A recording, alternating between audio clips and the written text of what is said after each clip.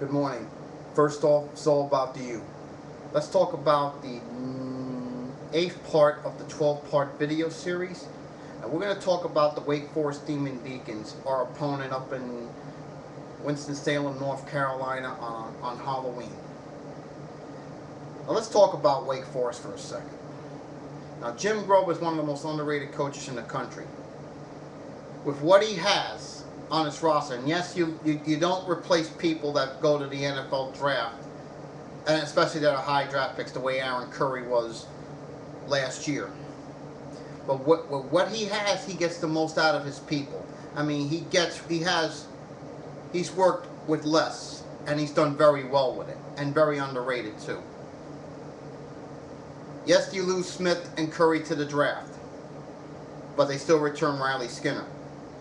And you know, he's a veteran quarterback, he's a senior, he doesn't make mistakes, and they have a very experienced offensive line coming back with 4 seniors and a junior, which we will have to really contend with, especially up there in Winston-Salem at BBT.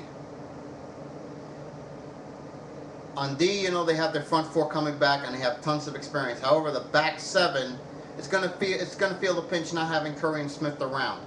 I mean, you don't replace guys like that and expect to still be the same. Now, this gonna take a little time, but by the end of the year, by the time we play them, they'll have some games under the belt, and this team's still gonna get the most. Grove's gonna get the most out of those players. They had 18 picks last year, and their special teams D is one of the best in the country.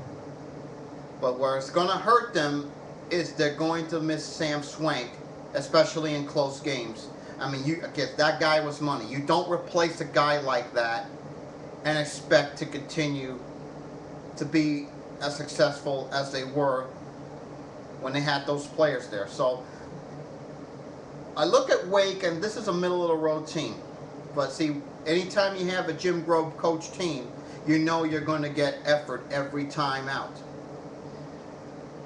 I rate their offense a 7, even though they lost a couple people. 7 out of 10, by the way. A couple of people. They're still very experienced. They got Skinner and they have the O-line back. So this is still a very potent offense with a very smart quarterback in Skinner.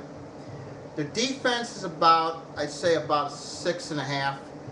I mean, when you look at them, yeah, they're still very good up front, but the back 7 lost a lot of people in the off season. Special teams, 6.5 again, because the reason is you don't replace Sam Swank, but their kick coverage is still excellent and outstanding. Overall, when I break them all down, I say about a 6.5. Yeah, this is a team that still can be pretty good, but then again, you know, there's gonna be some effects of not having those key players around anymore.